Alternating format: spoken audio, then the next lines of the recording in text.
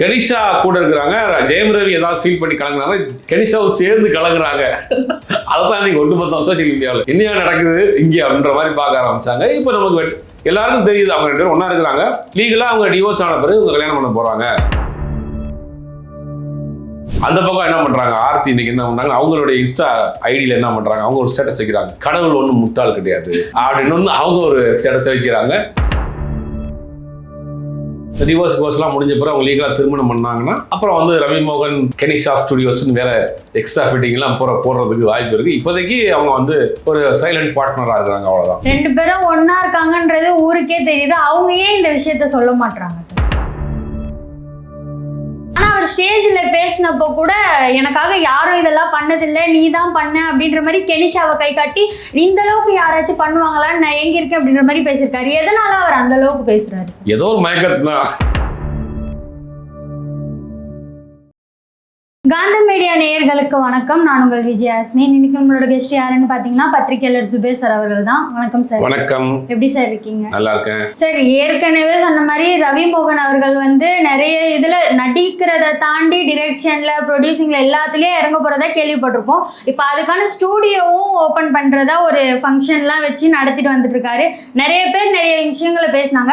ஆனா இன்னமும் அதை பார்க்கும்போது ஏதோ ரவி மோகன் கெனிஷாவை பத்தி பேசுறது, கெனிஷா ரவி மோகனை பாராட்டுறது அப்படின்னு நிறைய விஷயங்கள் அந்த ஸ்டேஜ்ல போச்சு. எப்படி பாக்குறீங்க சார்? இல்ல, ரவி மோகன் இப்ப சொல்றோம், ஜெயம் ரவி தான் நமக்கு தெரியும். ஜெயம் ரவியை பொறுத்த வரைக்கும் அவங்க அப்பாவால் உருவாக்கப்பட்டவர். அவங்க ஜெயம் ரவியுடைய அப்பாவுக்கு 2-3 குழந்தைங்க. ஜெயம் ரவி, ரவி ராஜா, ஒரு அக்கா ஒருத்தவங்க இருக்கிறாங்க, அவங்க டாக்டரா இருக்காங்க. அவங்க அப்பா என்ன பண்றாருன்னா சின்ன வயசுல இருந்து 2 பேரையுமே சினிமாவுக்கு தயார்படுத்துறாரு. ரவி விஸ்காம் படிக்கிறாரு, இவர் ஃபிலிம் இன்ஸ்டியூட்ல படிக்கிறாரு, ஒருத்தர் டேரக்டர், ஒருத்தர் ஹீரோன்னு உருவாக்குறாரு. அதுக்காக ஹார்ஸ் ரைடிங்கு, ஃபைட்டு, டான்ஸ் எல்லாம் கற்றுக் கொடுத்து உருவாக்கி அவரே ஜெயம்னு ஒரு படம், தெலுங்கு படம், அந்த படத்தை வாங்கி தமிழ் ரீமேக் பண்ணுறாங்க. படம் பெரிய ஹிட்டு. அப்படி பார்த்து உருவாக்குன ஒரு நபர் தான், அப்பாவால் உருவாக்கப்பட்ட நபர் தான் ஜெயம் ரவி. அப்புறம் அவங்க ஆர்த்தியை காதலில் திருமணம் பண்ணிக்கிறாரு. வாழ்க்கை ஸ்மூத்தாக போகுது. 2 குழந்தைங்கள் இருக்குது. இப்போ பார்த்தாலும் குழந்தைங்க மேலே ரொம்ப அட்டாச்மெண்ட்டாக இருப்பார். ஃபேமிலியோடு தான் எல்லா ஃபங்க்ஷன் போவார். சினிமாவில் கிட்டத்தட்ட ஒரு 20 வருஷம், 2001 அந்த படம் வந்துச்சு. 25 வருஷம் ஆக போகுது. பெருசாக கிசுகளோ எந்த விதமான குழப்பங்களோ இல்லாமல் லைஃப் போயிட்டு இருந்துச்சு. வெற்றி தோல்வி படங்கள் மாறி மாறி கொடுத்துட்டு இருந்தார். திடீர்னு பார்த்தா அவருடைய மனைவிக்கும் அவருக்கும் ஏற்பட்ட ஒரு கருத்து வேறுபாடு இன்றைக்கி கோர்ட்டில் இருக்குது. டிவோர்ஸ் வரைக்கும் போயிடுச்சு. அப்போ தான் கனிஷா ஃப்ரான்சிஸ் அப்படின்ற ஒரு பாடகியோட இவர் லிவிங்கில் இருக்கிறாரு, தொடர்பில் இருக்கிறாரு அப்படின்னாங்க. அதுக்கு பிறகு 2 பேரும் மறுத்தாங்க. யார் சொன்னா, அவங்க யாருன்னு தெரியுமா, அவங்க அவங்கள பற்றி தப்பாக பேசாதீங்க அப்படின்னு இவரே ப்ரெஸ் மீட்லாம் கொடுத்தாரு. கடைசியில் பார்த்தா ஐஸ்வரி கணேஷ் வீட்டு கல்யாணத்துக்கு ஒன்றாவே வந்தாங்க. 2 பேரும் ஒரே ட்ரெஸ்ஸை போட்டு வந்தாங்க. அப்பயும் ஒரு விமர்சனமாச்சு. அப்புறம் கடைசியில் கோர்ட்டுக்கு போனாங்க. கோர்ட்டில் 2 பேருமே பர்சனல் லைஃப்பை பற்றி சோஷியல் மீடியாவில் பதிவு போடக்கூடாது அப்படின்னு 2 பேருக்குமே கோர்ட்டு கடுமையாக எச்சரிக்கை விட்டுருச்சு. அதுக்கு பிறகு அரசியல் புரட்சலாக போச்சு. 2 பேரும் ஒன்றா தான் இருக்கிறாங்க. இந்த லீகலாக டிவோர்ஸ் ஆன பிறகு அவங்க திருமணம் பண்ண போகிறாங்க அப்படின்னப்ப இப்போ பார்த்தீங்கன்னா ரவி மோகன் ஸ்டுடியோ தன்னுடைய பேரை மாற்றிட்டார். ஜெயம் ரவியாக இருந்ததோ ரவி மோகனா, அவங்க அப்பா பேரை சேர்த்து ரவி மோகன் அப்படின்னு மாற்றிக்கிட்டு ரவி மோகன் ஸ்டுடியோஸ்னு ஒரு கம்பெனி ஆரம்பிச்சு ஒரு 3 படம் முதல்ல பண்ணுறாரு. ஒரு படத்தை இவரே டைரக்ட் பண்ணுறாரு. ஒரு படத்தில் யோகி பாபு ஹீரோ நடிக்கிறாரு. இன்னொரு படத்தை வெளி கம்பெனி டைரக்டர் ஒருத்தர் பண்ணுறாரு. அப்படின்னு 3 பேர் சேர்ந்து 3 படம் பண்ணுறாங்க. அப்படின்னு அந்த படத்துக்கு உண்டான இன்னைக்கு அந்த கம்பெனியோடைய லான்ச் அப்படி நடந்துச்சு. இன்னைக்கு சென்னையில் இருக்கக்கூடிய நந்தம்பாக்கத்தில் ட்ரேட் சென்டர்ஸ் நடந்துச்சு. அவர் முக்கியமான எல்லாருக்கும் போய் அந்த பத்திரிகையை கூப்பிட்டார். ரஜினிகாந்த் கூப்பிட்டுருக்காரு, கமல்ஹாசன், கமல் விஷ் பண்ணி வீடியோ கூட போட்டிருந்தாரு. இந்த மாதிரி எல்லாரையும் கூப்பிட்டுருந்தார். கனடாவில் சிவராஜ்குமார் கூப்பிட்டுருந்தார். அவர் நேரடியாக வந்திருந்தார். சிவகார்த்தியன், அப்புறம் அவருடைய ஃப்ரெண்ட்ஸ் கார்த்தி அப்படின்னு ஒரு பெரிய கேங் வந்திருந்தாங்க. அவங்க அம்மா அப்பாவை கூப்பிட்டு வந்தாங்க. அப்புறம் அண்ணன் ராஜாவை கூப்பிட்டு வந்தாங்க. எல்லாரும் எமோஷனலாக பேசின வீடியோலாம் சோஷியல் மீடியாலாம் ரொம்ப பரபரப்பாக போயிட்டு இருக்கு. இன்னைக்கு பார்த்தீங்கன்னா எல்லாத்துக்கும் நடுவுக்கு எல்லாருடைய அட்டென்ஷனும் அங்கே அவங்க அப்பா இருக்கிறதோ, அவங்க அண்ணன் இருக்கிறதோ, மற்ற ஆட்கள் இருக்கிறது கூட பெருசாக தெரியல. கனிஷா கூட இருக்கிறாங்க. ஜெயம் ரவி ஏதாவது ஃபீல் பண்ணி கலங்குறாங்க, கனிஷாவும் சேர்ந்து கலங்குறாங்க. அதைத்தான் இன்னைக்கு ஒட்டுமொத்தம் சோஷியல் மீடியாவில் என்ன நடக்குது இங்கே அப்படின்ற மாதிரி பார்க்க ஆரம்பிச்சாங்க. இப்போ நமக்கு எல்லாருக்கும் தெரியுது அவங்க 2 பேரும் ஒன்றா இருக்கிறாங்க. லீகலாக அவங்க டிவோர்ஸ் ஆன பிறகு இவங்க கல்யாணம் பண்ண போகிறாங்க. என்னோட லைஃப் பார்ட்னரே இவங்க தான், எனக்கு கடவுள் கொடுத்த கிஃப்ட்டு அப்படின்னு ஜெயம் ரவி பேசுகிறாரு. அந்த பக்கம் என்ன பண்ணுறாங்க, ஆர்த்தி இன்னைக்கு என்ன பண்ணுறாங்க, அவங்களுடைய இன்ஸ்டா ஐடியில் என்ன பண்ணுறாங்க, அவங்க ஒரு ஸ்டேட்டஸ் வைக்கிறாங்க, கடவுள் ஒன்றும் முட்டாள் கிடையாது அப்படின்னு அவங்க ஒரு ஸ்டேட்டஸ் வைக்கிறாங்க. இது மாதிரி அவங்களுக்குள்ள இருக்க அவங்களுடைய ஃபீலிங் என்னதான் இருந்தாலும் இந்த திருமண உறவுகளுடைய பிரிவு அப்படிங்கிறது ஒரு சாராரம் பார்க்க முடியாது. 2 பேரும் சைட்லேயுமே ஏதோ ஒரு தவறு இருந்திருக்கிறதுனால தான் சேர்ந்து வாழ முடியாமல் போயிடுச்சு. யாரோ ஒருத்தவங்க அதை அக்செப்ட் பண்ணிட்டு இருந்தாங்கன்னா இருந்திருப்பாங்க. ரவியோ அவங்களும் அக்செப்ட் பண்ணிட்டு தான் இருந்திருப்பாங்க. 2 பேருக்குமே வந்து வேண்டாங்கிற ஒரு முடிவுக்கு வந்த பிறகு தான் பிரிஞ்சிருக்காங்க. இப்போ வரைக்கும் ரவி ஆர்த்தி தரப்புல இருந்து அவங்க வேண்டான்றாங்க. இந்த டிவோர்ஸுங்கிறது வேண்டாம், குழந்தைகளுக்காக ஒரு வாழ்க்கை இருக்குது, வாழணும்னு நினைக்கிறாங்க. அதுதான் நீ கோர்ட் வரைக்கும் போயிருக்கு, அது நடந்துகிட்டு இருக்கு. ஆனால் இப்போ அந்த மாதிரி லீகலாக டிவோர்ஸ் வாங்காமல் இருக்கிற நேரத்தில் கெனிஷாவோட நிகழ்ச்சிக்கு வர்றாரு, ஒரே காஸ்டியூம் போடுறாங்க. நீங்கள் 2 பேரும் சேர்ந்தே இந்த கம்பெனி ஓப்பன் பண்ணியிருக்காங்க. அப்படிங்கும் போது 2 பேரும் ஒன்றா இருக்கிறாங்க. அடுத்தடுத்து தான் வரக்கூடிய பிரச்சனைகளை பார்க்கணும். 2 பேரும் ஒன்னா இருக்காங்கன்றது ஊருக்கே தெரியுது. அவங்க ஏன் இந்த விஷயத்த சொல்ல மாட்டாங்க?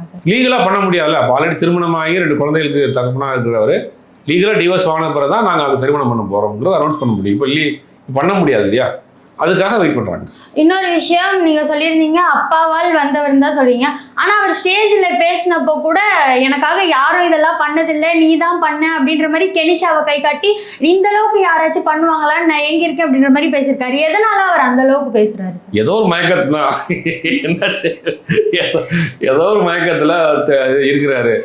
அது தெளிஞ்சு வர்றப்ப தான் தெரியும். ஏன்னா அவர் வாழ்க்கையில நீங்க ஒரு கணவன் மனைவி பிரிவு அப்படிங்கிறத ஏற்கனவே சொன்ன மாதிரி அது ஒரு சாரார் நடக்கக்கூடிய பிரச்சனை. 2 பேருக்குமே ஏதோ ஒரு ஒற்றுமை இல்லாமல் தான் போகும். 2வது ஒரு வாழ்க்கையை முறித்து கொண்டு இன்னொரு வாழ்க்கையை தொடங்குறது வந்து எப்படி செத்து போய் திரும்பி பழைக்கிற மாதிரி. பழைய நினைவுகளை மறக்கணும், பழைய நினைவுகளை புதைக்கணும். இல்லை குழந்தைகள் மேலே ரொம்ப அட்டாச்மெண்ட் அவ்வளோ நபராக இருக்கிறாரு அவர். அதெல்லாம் வந்து எப்படி பண்ணலாம். என்னதான் இருந்தாலும் மேடையில் அவருக்கு ஒரு சோகம் மூஞ்சியில் இருந்துகிட்டே இருக்கணும். பார்க்குறப்போ எல்லாம் தெரியுது. அந்த குழந்தைகளை ரொம்ப மிஸ் பண்ணுறாரு. அவர் குழந்தைகளை மிஸ் பண்ணுறாரு, அந்த குடும்பத்தை மிஸ் பண்ணுறாரு. இருந்தாலும் அங்கே சேர்ந்து வாழ முடியாத அவனுக்குள்ள ஏதோ ஒரு கருத்து வேறுபாடு ஏற்பட்டிருக்கு. அப்படிங்கும்போது ஒரு என்ன சொல்கிறது, மிக்ஸ்டான ஒரு சுச்சுவேஷன் தான், எமோஷனல் மிக்ஸ்டான சுச்சுவேஷன் தான். அப்படி இருக்கிற சூழ்நிலை தான் அந்த படம் ஆரம்பிக்கிறாரு. 3 படம் ஆரம்பிக்கிறாரு. அந்த ப்ரொடக்ஷன்லாம் எப்படி போக போகுது, அடுத்து எப்படி டெவலப் பண்ணி கொண்டு போக போகிறாரு அப்படிங்கிறதான் தெரியல. யாரோ ஒருத்தர் பெரிய அளவில் ஃபினான்ஸ் பண்ணுறாங்க இருக்கு இந்த படங்கள்லாம் பண்ணுறதுக்கு அப்படின்ற மாதிரி ஒரு தகவல் சொல்கிறாங்க. சார், ஏன்னா அவங்க ஆல்ரெடி சொல்லியிருந்தாங்க கெனிஷாவும் ரவிமோகனும் பார்ட்னர்ஸ்னு சொல்லியிருந்தாங்க. அந்த ஸ்டூடியோ நேமே பார்த்தீங்கன்னா ரவிமோகன் ஸ்டூடியோன்னு தான் இருக்கு. இவங்க பார்ட்னராக இருந்தால் ஏதாச்சும் ஒரு பங்கு இருக்குன்னா என்ன பங்கு இருக்கு அவங்களுக்கு கெனிஷாக்கு? இப்போ லீகலாக அவங்க சேர்ந்து எதுவுமே பண்ண முடியாது. ஒரு பார்ட்னராக மட்டும்தான் இருக்கணும். ஹஸ்பண்ட் அண்ட் ஒய்ஃபாக ஒன்றும் ஆகலை.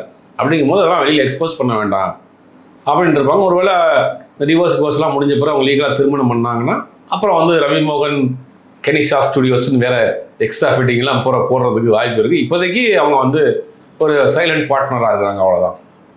இப்போ நிறைய இதில் அவர் இறங்கியிருக்காரு. டிரெக்ஷனாக இருக்கட்டும், ப்ரொடியூசிங்காக இருக்கட்டும், நிறைய இதில் இறங்கிட்டாருக்கு.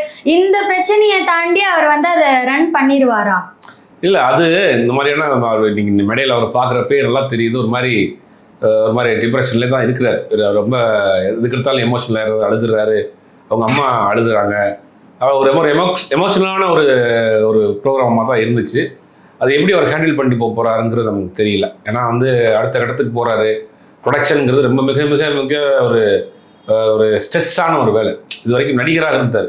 ப்ரொடக்ஷனை அவங்க அப்பா பார்த்துட்டாரு, டைரக்ஷனை வந்து அவங்க அண்ணன் பார்த்துக்கிட்டாரு, கால் ஷீட் வீல் ஷீட் எல்லாமே அவங்க ஃபேமிலி ஃபுல்லாகவே ரவியை வந்து டேக்கர் பண்ணிக்கிட்டாங்க. ஏன்னா எல்லாம் சினிமாவில் எக்ஸ்பீரியன்ஸ். அவங்க அப்பாவெல்லாம் அந்த காலத்தில் வந்து சினிமாவில் இருக்கிறாரு, எடிட்டராக இருந்தார், ப்ரொடியூசராக இருந்தார், டேரக்டராக இருக்கிறாரு. அவருடைய பேக்கப் இருந்துச்சு. டேட் அவர் தான், கால் ஷீட் டேட் அவர் தான் பார்த்தாரு. அவர்கிட்ட தான் கதை சொல்லுவாங்க. அதுக்கப்புறம் தான் ரவி கேட்பாரு. இந்த மாதிரி அவங்க அண்ணன் இருந்தார், அவங்க அண்ணன் கதை கேட்பாரு. இப்படி ஒரு பெரிய டீம் இருந்துச்சு சப்போர்ட்டுக்கு. இப்போ வந்து வெளியில் வந்து ஒரு தனியாக பண்ணுறாரு.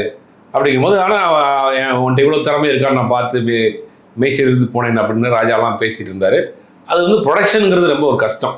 ஏன்னா அதுவும் நடிகராக இருக்கிறவங்க வந்து ப்ரொடக்ஷன் அவ்வளோ ஈஸியாக வந்து இறங்கி போய் பண்ண முடியாது. நடிகராக இருந்து திரைப்படம் தயாரித்து சக்ஸஸ் ஆனது பார்த்தீங்கன்னா ரொம்ப ரொம்ப ரொம்ப கம்மி. விரல் விட்டு எண்ணிடலாம். ப்ரொடக்ஷன் வந்து ஒரு படத்தை நம்ம ஷூட்டிங் ஆரம்பிக்கிறோம்னா பணத்தை மட்டும் கொடுத்துட்டு போட்டு உட்கார முடியாது. அது டெய்லி நம்ம ஃபாலோ பண்ணணும், கதை கேட்கணும், பிஸ்னஸ் பண்ணணும். அதுக்கு இப்போ 10 நாளில் ஒரு ஷெட்யூல் 20 நாளில் ஒரு ஷெட்யூல் போயிடுவாங்க. போனால் அது 30 நாள் ஆயிரும். ஷூட்டிங் போயிட்டு அங்கே வந்து எடுக்க முடியாமல் போயிடும். இந்த மாதிரி நிறைய ஒரு ஸ்ட்ரெஸ்ஸான விஷயம் வந்து ப்ரொடக்ஷன். அதை அவர் எப்படி ஹேண்டில் பண்ண போகிறாருன்னு தெரியல. இது வரைக்கும் அம்மா, அண்ணன், அப்பா அப்படின்னு ஒரு பெரிய அந்த சினிமா பேக்ரவுண்ட்லேயே சப்போர்ட்டாக இருந்தாங்க. இப்போ தனிச்சு வந்து இறங்கி இருக்கிறாரு. எந்த அளவுக்கு அதை ஹேண்டில் பண்ண போகிறாரு. இந்த பிரச்சனை வேறு, ஃபேமிலி பிரச்சனை வேறு ஓடிட்டுருக்கு. இதெல்லாம் தாண்டி அவர் ஜெயிக்கிறது ஒரு சேலஞ்சு தான். நீங்க சொன்ன மாதிரி கெனிஷா ரவிமோகன் பிரச்சனை ஸ்டார்ட் ஆனதுல இருந்து என்னென்னோ சொல்லியிருந்தாங்க. என்னன்னு பாத்தீங்கன்னா குடும்பத்தோட பேசுறது இல்ல, தனி ஒருவன் அவங்க அண்ணா பண்ணியிருந்தாரு, அடுத்து வந்து தனி ஒருவன் 2க்கு வந்து வேற ஹீரோவை வைக்க போறாங்க அப்படின்ற மாதிரி நிறைய விஷயம் போயிட்டு இருந்துச்சு. இப்போ பாத்தீங்கன்னா உங்க குடும்பம்லாம் அந்த ஃபங்க்ஷனுக்கு வந்திருக்காங்க. அது எப்படி சார் பாக்குறீங்க? எல்லாத்துக்கும் முற்றுப்புள்ளி வைக்கிறதுக்கு தான் அந்த நிகழ்ச்சி. எனக்கு சினிமாவில் வந்து இவ்வளோ ஆட்கள் இருக்கிறாங்க, நண்பர்கள் இருக்கிறாங்க, வெல்விஷர்ஸ் இருக்கிறாங்க, என் குடும்பம் என்னோட தான் இருக்குது. ஏன்னா இதுக்கு ஒரு கம்பெனி ஆரம்பித்ததுக்கு இவ்வளோ பெரிய நிகழ்ச்சி நடத்த வேண்டிய அவசியமே இல்லை. படத்தை பண்ணிட்டு போயிட்டே இருக்கலாம். இது எல்லாமே வந்து தன்னை வந்து திருப்பி வந்து கன்ஃபார்ம் பண்ணுறாரு. நாங்கள் ஒன்றா தான் இருக்கிறோம், என் கூட எல்லோரும் இருக்கிறாங்க, நான் தனியாக இல்லை, எனக்கு எந்த பிரச்சனையும் இல்லை, நான் ஐம் ஓகே அப்படிங்கிறத கன்ஃபார்ம் பண்ணுறது தான் இந்த நிகழ்ச்சின்னு நான் நினைக்கிறேன். இப்போ தனி ஒருவன் 2 வந்து ஜெயம் ரவி தான் நடிக்க போறாரா? இப்போ வரைக்கும் அதுக்கு உண்டான பேச்சுவார்த்தை ஏஜிஎஸ் பண்ணுறதா இருந்துச்சு, அப்புறம் அதுக்கு இன்னொரு தயாரிப்பாளர் பண்ணுறதா இருந்துச்சு, அப்படி இப்படி தள்ளி போச்சு. இப்போ வரைக்கும் அந்த மாதிரி இல்லை. அடையமாக இனிமேல் பண்ணுறதுக்கு உண்டான பேச்சுவார்த்தைகள் நடக்கும். ஜெயம் ரவி பற்றியும் அவருடைய ஸ்டூடியோ பற்றியும் நிறைய விஷயங்களை பகிர்ந்தது. நன்றி.